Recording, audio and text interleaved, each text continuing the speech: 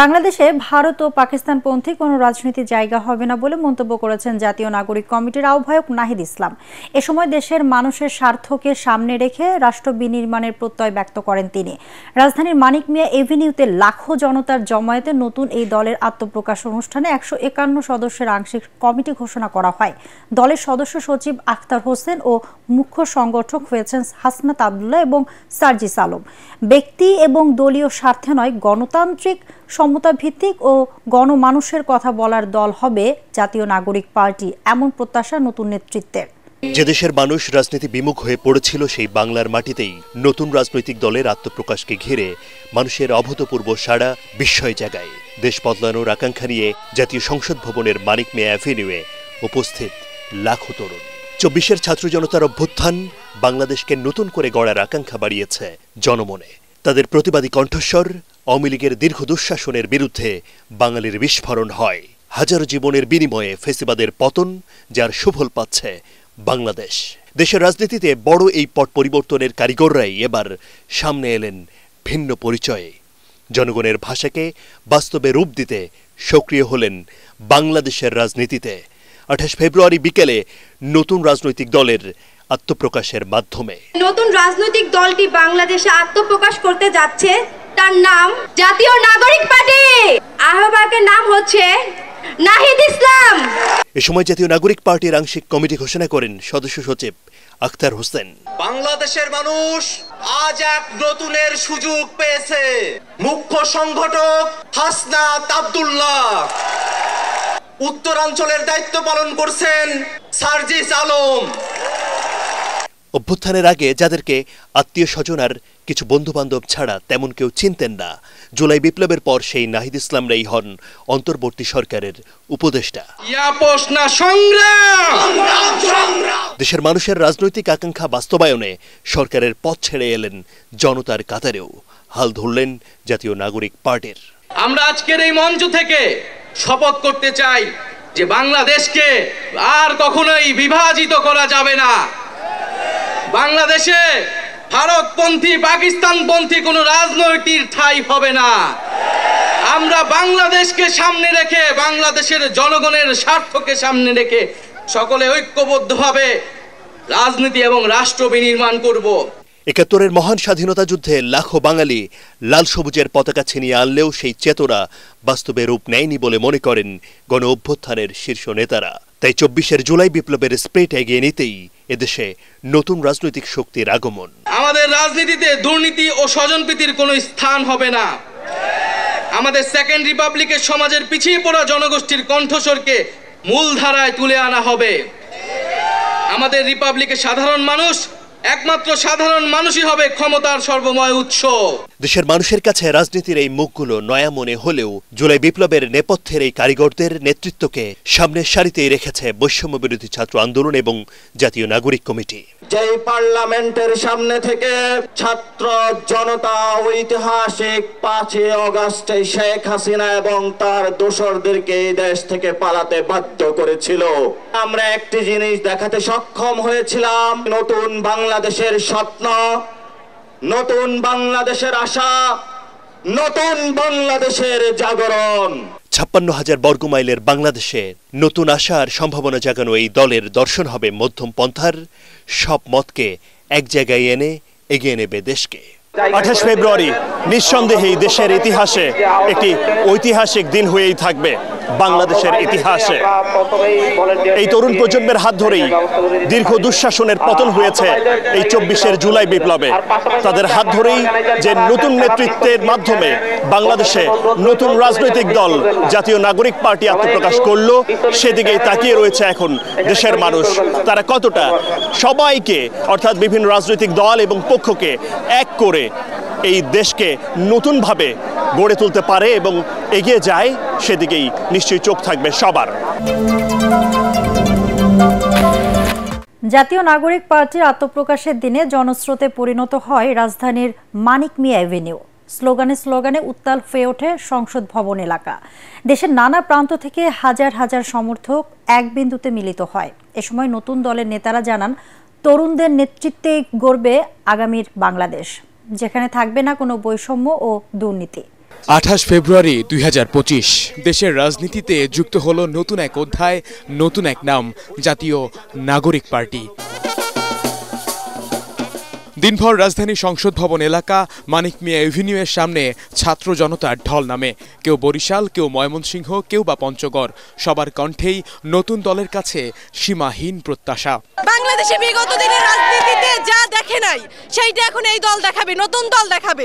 বাংলাদেশের রাজনীতি এই নতুন দল পরিবর্তন করে দেবে ইনশাআল্লাহ। আমরা ময়মনসিংহ এই নতুন দলের সাথে একত্রতা পোষণ করে মানিক মিয়া এভিনিউ এসেছি। কোনো চাঁদাবাজি থাকবে না, কোনো বৈষম্য থাকবে না। নতুন বাংলাদেশ নতুনভাবে, আজকে থেকে নতুন বাংলাদেশ নতুনভাবে পরিচালিত হবে। এই বাংলাদেশ হবে সাম্য, এই বাংলাদেশ হবে সবার, এই বাংলাদেশ হবে সবার জন্য। এখানে কোনো পাহাড়ি বাঙালি কোনো কিছু বেরোবে থাকবে না।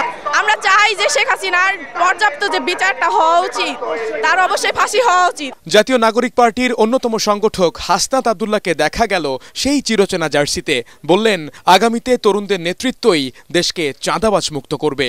আমাদের যখন একটা ছেলে রাস্তায় রক্ত দেওয়া শিখে গিয়েছে, আমাদেরকে কেউ রক্ত দেওয়া থেকে দমায় রাখতে পারবে না। সুতরাং আমরা স্পষ্ট ভাষায় বলতে চাই, আমাদের প্রবীণ রাজনীতিবিদ যারা রয়েছে তাদের অভিজ্ঞতা এবং তরুণদের তেজদীপ্ত এবং অকুত ভয় যে নেচার রয়েছে, সেটার মিথস্ক্রিয়ায় আমরা পরবর্তী বাংলাদেশ বিনির্মাণ করব। বাংলাদেশে আজ নতুন এক সূর্যোদয় হবে এমন কথা জানিয়ে দলের শীর্ষ নেতারা বলেন, আগামীর বাংলাদেশ হবে গণতন্ত্রের বাংলাদেশ।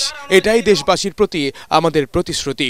আমাদের নতুন রাজনৈতিক দল এজন্য প্রয়োজন, কারণ বাংলাদেশের মাটি ও মানুষের কথা বলার কোন রাজনৈতিক দল এই মুহূর্তে বাংলাদেশের মাটিতে নাই। আমরা আমাদের নতুন দলের পক্ষ থেকে কথা দিচ্ছি, আগামীর বাংলাদেশ গণতন্ত্রের বাংলাদেশ হবে। আগামীর বাংলাদেশে তরুণরা নেতৃত্ব দিয়ে চাঁদাবাজ দখলদার মুক্ত বাংলাদেশ কায়েম করবে করবে করবে। আমরা রাজনীতি করতে আসিনি ক্ষমতা দখলের জন্য, আমরা রাজনীতি করতে এসেছি জনগণের ক্ষমতা জনগণকে ফেরত দেবার জন্য। যেটা দেশের জন্য, দেশের মানুষের জন্য মঙ্গলকর, আমরা সবাই যেন সেটাতে ঐক্যবদ্ধ হতে পারি। আমরা বিশ্বাস করি আমাদের এই রাজনৈতিক দলগুলোর মধ্যে যদি এই মিউচুয়াল রেসপেক্টটা থাকে, আগামীর বাংলাদেশ হবে অপ্রতিরোধ্য বাংলাদেশ। এই অনুষ্ঠানে অংশ নিতে দেশের বিভিন্ন জেলার নেতাকর্মীরা উপস্থিত হন। দুপুর থেকে ছোট ছোট মিছিলে বিভিন্ন জেলা, উপজেলা, কলেজ ও বিশ্ববিদ্যালয়ের শিক্ষার্থীরা জড়ো হতে থাকেন সংসদ ভবনের সামনে সড়কে। বেলা গড়ানোর সাথে সাথে বাড়তে থাকে মিছিলের স্রোত। এক পর্যায়ে তা রূপ নেয় জনসমুদ্রে। 24 জুলাই থেকে 25 ফেব্রুয়ারি এভাবেই সবাই একত্রিত হয়েছিল একটি ফ্যাসিবাদ বিরোধী আন্দোলনে। সেই ফ্যাসিবাদ বিরোধী আন্দোলনে যারা সম্মুখ সারি থেকে নেতৃত্ব দিয়েছিলেন, তাদের নেতৃত্বে আজ নতুন একটি দলের আত্মপ্রকাশ। সকলের প্রত্যাশা, অতীতের সব ভুল শুধরে তরুণ প্রজন্ম এই নতুন দলকে রাজনৈতিক আদর্শ হিসেবেই মেনে নেবে। যে রাজনৈতিক দলে থাকবে না কোনো বৈষম্য, যে রাজনৈতিক দলে থাকবে না কোনো লেজর ভিত্তি। ভিশনের ফুলঝুরি মেগা অফারে ফ্রিজ কিনলেই পাচ্ছেন 16 পিসের আকর্ষণীয় গিফট বক্স একদম ফ্রি। ছাত্র জনতার নতুন রাজনৈতিক দল জাতীয় নাগরিক পার্টি এনসিপি-কে স্বাগত জানিয়েছেন বিএনপি, জামায়াত সহ বিভিন্ন রাজনৈতিক দলের প্রতিনিধিরা। নতুন দল দেশ গঠনে ভূমিকা রাখবে বলে আশা করছেন তারা। বুক ভরে তাদের কথা বলতে পারবে, তারা তাদের আলাপ আলোচনা করতে পারবে, বক্তব্য রাখতে পারবে, সভা সমাবেশ করতে পারবে, রাজনৈতিক দল এবং সংগঠন করতে পারবে। এটা হচ্ছে গণতন্ত্রের একবারে অপরিহার্য শর্ত। তো আমি আবারও জাতীয় নাগরিক পার্টিকে আমি শুভেচ্ছা জানাচ্ছি। জুলাই গণ অভ্যুত্থানের পর গণ আকাঙ্ক্ষা ধারণ করে যে নতুন বাংলাদেশ নির্মাণের যে অভিযাত্রায় এ জাতি যাত্রা শুরু করেছে, আমরা মনে করি নতুন রাজনৈতিক দলের আত্মপ্রকাশ সৌন্দর্য বজায় রাখার জন্য এক্ষেত্রে ইতিবাচক ভূমিকা রাখবে। আরো অনেক দল জন্ম নেবে যখন আমরা একটা ঐতিহাসিক চ্যালেঞ্জ মোকাবেলা করছি। পতিত স্বৈরাচার নানাভাবে মাথাচাড়া দিয়ে ওঠার চেষ্টা করছে। নির্বাচনের মাধ্যমে জনগণের সরকার প্রতিষ্ঠিত না হওয়ার পর্যন্ত গণতন্ত্র ঝুঁকিমুক্ত নয় বলে মন্তব্য করেছেন বিএনপির ভারপ্রাপ্ত চেয়ারম্যান তারেক রহমান। চট্টগ্রামে জন্মাষ্টমীর অনুষ্ঠানে ভার্চুয়ালি দেওয়া বক্তব্যে তিনি আরও বলেন, রাজনৈতিক স্বার্থে কাউকে ধর্মীয় পরিচয় ব্যবহার করতে দেওয়া যাবে না। সম অধিকারের নিরাপদ বাংলাদেশ গড়ে তুলতে আগামী জাতীয় নির্বাচনে সবার সমর্থন চান তারেক রহমান। চট্টগ্রামে জন্মাষ্টমী উদযাপন কমিটির দ্বিবার্ষিক সম্মেলনে লন্ডন থেকে ভার্চুয়ালি যুক্ত হন বিএনপির ভারপ্রাপ্ত চেয়ারম্যান তারেক রহমান। হিন্দু, বৌদ্ধ, খ্রিস্টান কল্যাণ ফ্রন্ট আয়োজিত অনুষ্ঠানে তিনি অভিযোগ করেন, পতিত স্বৈরাচার শেখ হাসিনা ক্ষমতায় থাকার সময় ধর্মীয় সংখ্যালঘু সম্প্রদায়কে নানাভাবে রাজনৈতিক হাতিয়ার হিসাবে ব্যবহার করেছে। বিতাড়িত পলাতক স্বৈরাচারের সময় গত ১.৫ দশকে দেশে সংখ্যালঘু সম্প্রদায় কিংবা তাদের ধর্মীয় স্থাপনা অথবা বসত বাড়িতে হামলার ঘটনাগুলো নেপথ্যে যে দেখি, আমরা ঘটনাগুলো যাচাই বাছাই করে দেখি, তাহলে আমরা দেখব এই ঘটনাগুলো নেপথ্যে ছিল অবৈধ লোভ লাভের জন্য দুর্বলের উপরে সবলের হামলা কিংবা অসৎ রাজনৈতিক উদ্দেশ্য। গণ আন্দোলনে স্বৈরাচার শেখ হাসিনা পালিয়ে গেলেও দেশের বিরুদ্ধে ষড়যন্ত্র থেমে নেই বলে অভিযোগ করেন তারেক রহমান। গণতন্ত্র কিন্তু এখনো সংখ্যামুক্ত নয়। অন্তর্বর্তীকালীন সরকারকে ব্যর্থ করে দেওয়ার ষড়যন্ত্র কিন্তু ক্রমাগত অব্যাহত রয়েছে। পলাতক স্বৈরাচারের যে দোসর, এরা নানা কৌশলে পুনরায় কিন্তু মাথা চাড়া দিয়ে ওঠার অপচেষ্টায় প্রতিনিয়ত লিপ্ত। জনগণের প্রত্যক্ষ ভোটে নির্বাচিত জনপ্রতিনিধিদের দ্বারা জনগণের প্রতি দায়বদ্ধ সংসদ সরকার যতক্ষণ না গঠিত হবে ততক্ষণ পর্যন্ত কিন্তু গণতন্ত্র ঝুঁকি মুক্ত নয়।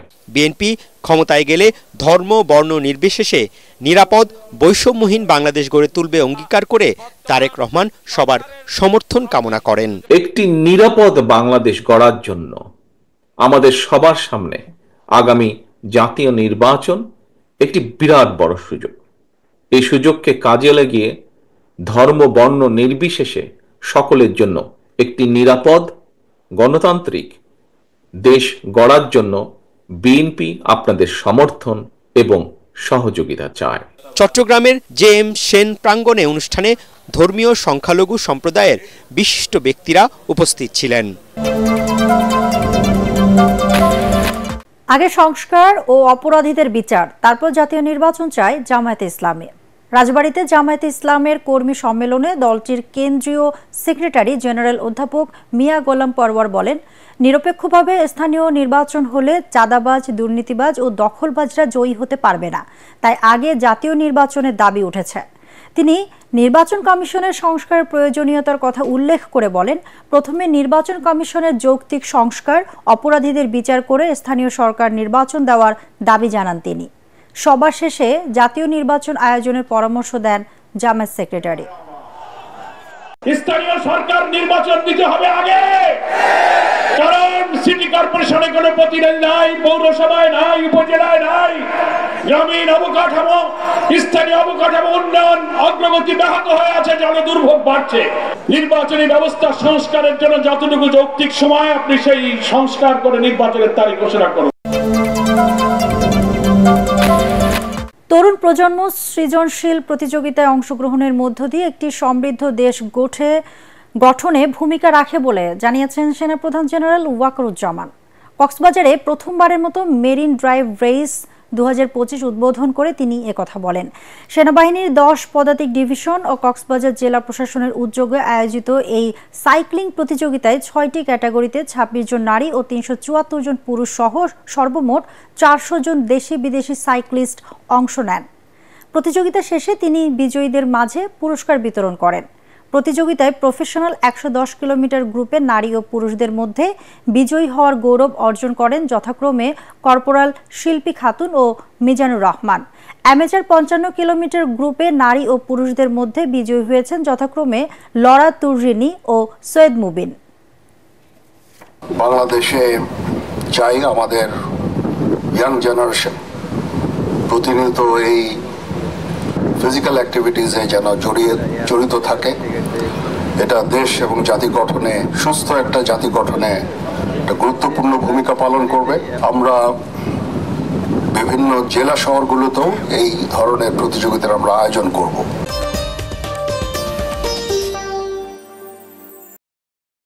পর্দা নামলো মাসব্যাপী অমর 21 বইমেলার। শেষ দিনে ছিল পাঠক দর্শনার্থীদের উপচে পড়া ভিড়। গতবারের চেয়ে এবার কমেছে বই প্রকাশের সংখ্যা।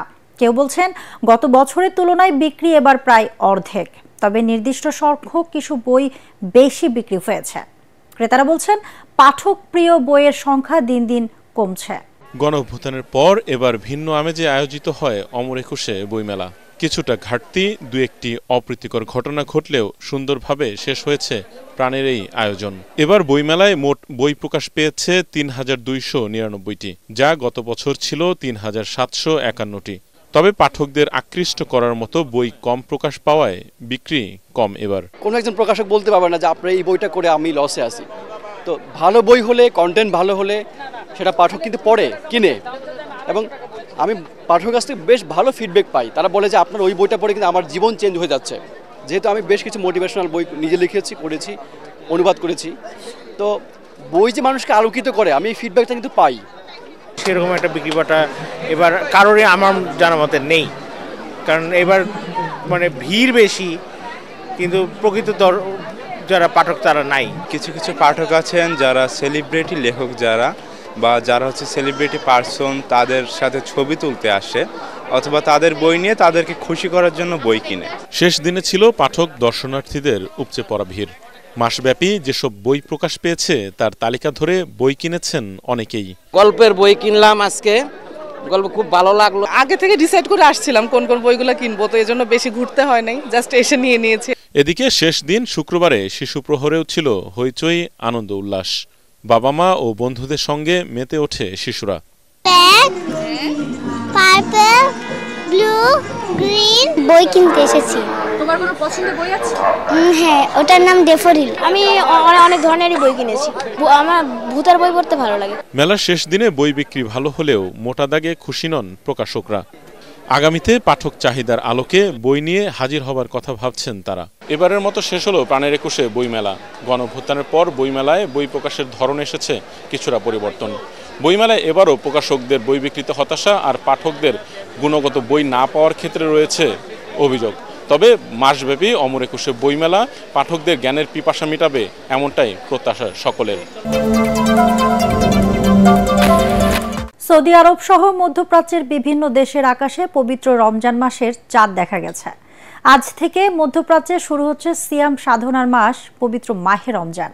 সৌদি আরবের চাঁদ দেখা কমিটি জানায়, আকাশে শুক্রবার রমজান মাসে চাঁদ দেখা যাওয়ার ফলে 29 দিনে শেষ হলো শাবান মাস। এদিকে চাঁদ দেখার ঘোষণা আসার পরে মধ্যপ্রাচ্যে আনন্দের ঝড় বয়ে যায়। শুক্রবার এশার নামাজের পর মক্কায় পবিত্র কাবা ঘর এবং মদিনায় মসজিদে নববীতে সবচেয়ে বড় তারাবির নামাজের আয়োজন করা হয়।